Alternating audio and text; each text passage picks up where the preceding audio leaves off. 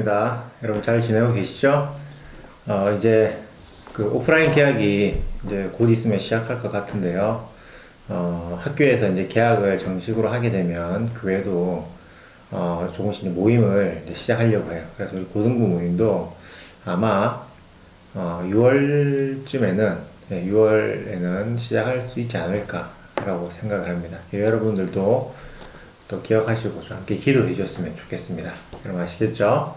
오늘 함께 읽은 시편은 다윗의 시로 알려진 시편으로 그 내용이 사무엘하 22장과 매우 유사합니다. 사무엘하 22장에는요 다윗이 블레셋과의 전쟁에서 승리한 후 하나님께 찬양을 올려드리는 그 승전의 노래가 담겨져 있는데요.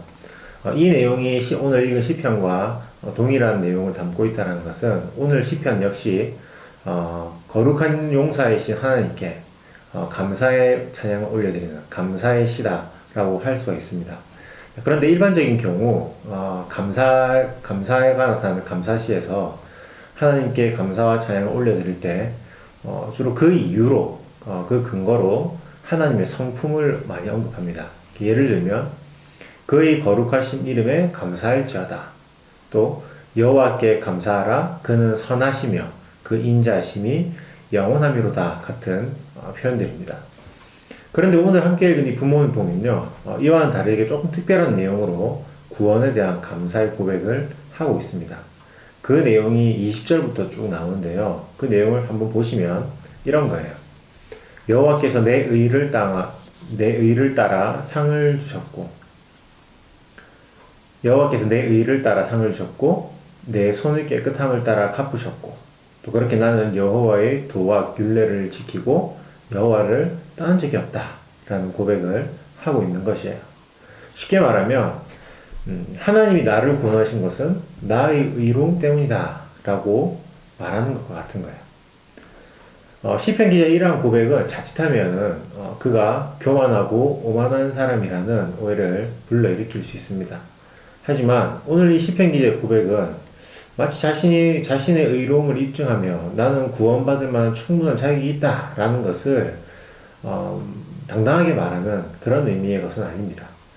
오늘 이 시편 기자의 고백은요 자신의 의로움을 내세우는 것이 아니라 자신에게 구원을 베푸신 하나님이 얼마나 공의로운 분이신지를, 하나님의 공의가 어디까지 미치는지를 간접적으로 표현하고 있는 것이라 할 수 있어요.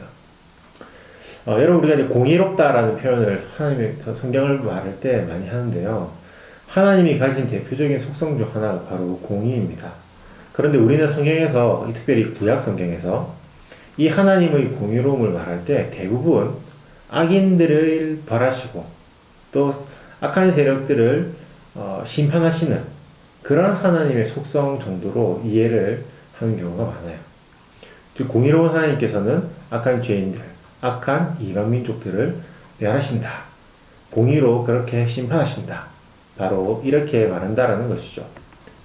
그런데 오늘 본문의 표현은 하나님의 공의가 벌과 심판을 받아야 할 악인들에게만 적용되는 것이 아니라 하나님의 택함을 입은 자들, 하나님의 백성들에게도 적용이 되는 것임을 아주 잘 보여준다 할 수 있습니다.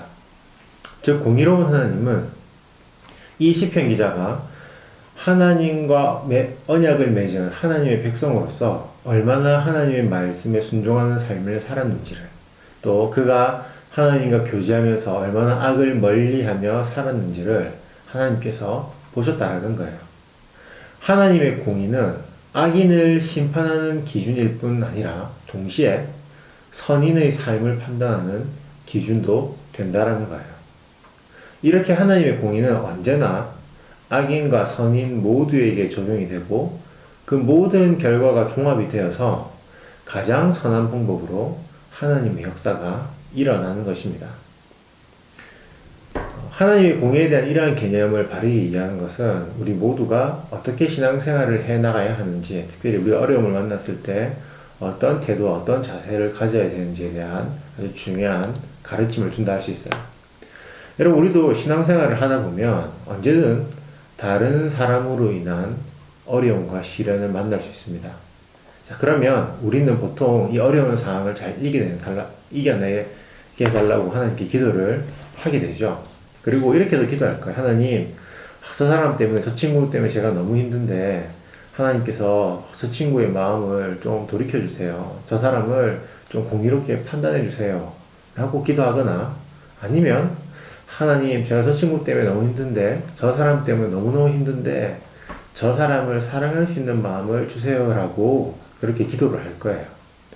물론 이런 기도는 매우 중요한 기도이고요. 또 이런 간구가 반드시 필요합니다.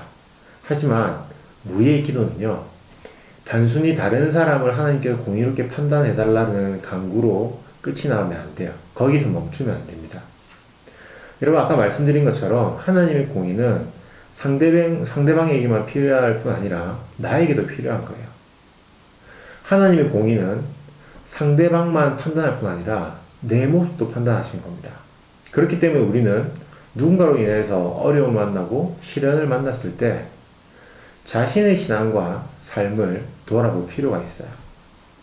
나는 하나님과 깊은 교제를 하고 있는지, 그래서 악을 떠나 살기를 몸부림치고 있는지, 또 내가 하나님의 말씀에 얼마나 귀를 잘 기울이고 있는지, 내가 그 말씀에 얼마나 순종하는 삶을 살고 있는지 자기 자신을 돌아보며 그렇게 하나님께 기도할 필요가 있다는 거예요.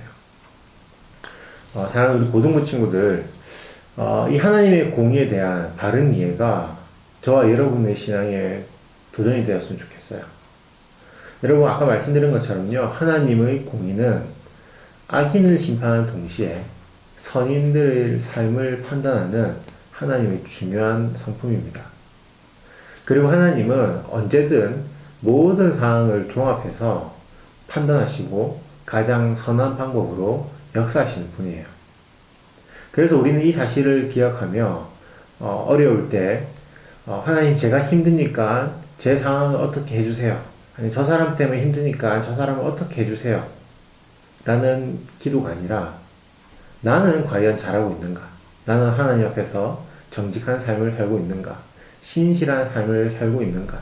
하나님의 말씀 앞에 순종하는 삶을 살고 있는지를 돌아볼 필요가 있는 거예요. 그리고 그것을 가지고 나 자신을 위해서 하나님 앞에 기도할 필요가 있는 겁니다.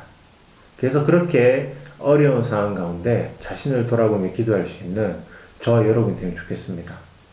하나님께서 그 공의로 언제나 다른 사람뿐 아니라 나를 지켜보신다, 나를 지켜보고 계신다라는 그 거룩한 부담감, 마음의 부담을 가지고 모든 어려움의 상황을 지혜롭게 이겨나갈 수 있는 그런 저와 여러분 되면 좋겠습니다.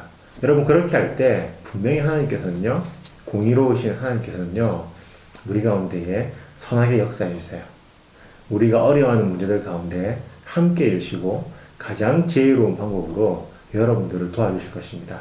그 하나님을 기대하며 또 오늘 말씀을 우리 삶 가운데 적용하는 그런 저와 여러분 될 수 있기를 주님의 이름으로 축복합니다.